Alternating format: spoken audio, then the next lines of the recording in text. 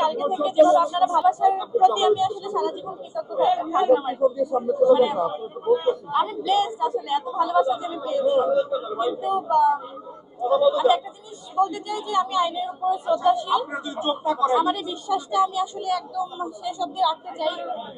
আমি বিশ্বাস করি আমি আসলে ন্যায় বিচার পাবো, আর আপনারা আমার সাথে থাকবেন। এই ভালোবাসা নিয়েই আসলে আমি জিততে চাই, ইনশাল্লাহ।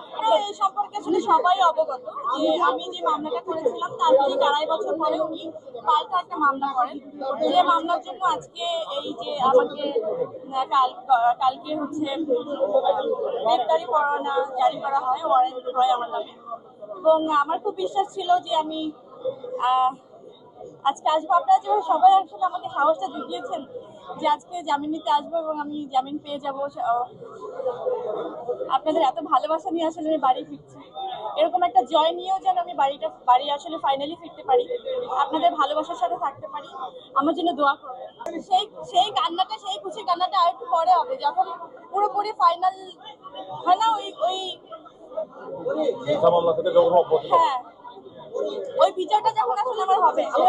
এটা তো খুবই পরিষ্কার যে আমি একটা মামলা করলাম, তার 2.5 বছর পরে, ঠিক 2.5 বছর পরেই একটা পাল্টা মামলা করা হলো শুধু দমানোর জন্য, তার কিছু না। এবং এটা বিচারাধীন। আমার বিশ্বাস যে আমি সঠিক বিচার পাবো, আমি ন্যায় বিচার পাবো। শেষ পর্যন্ত এই আদালতকেই আসলে আমার মনে হয়েছে যে আমি এখান থেকে ন্যায় বিচার পাবো। আমি এখান থেকে আশাহত চাই না, মানে আশাহত হতে চাই না। আমি সত্যি আশা হারাতে চাই না। আমার একদম বিশ্বাস নিয়ে থাকতে চাই।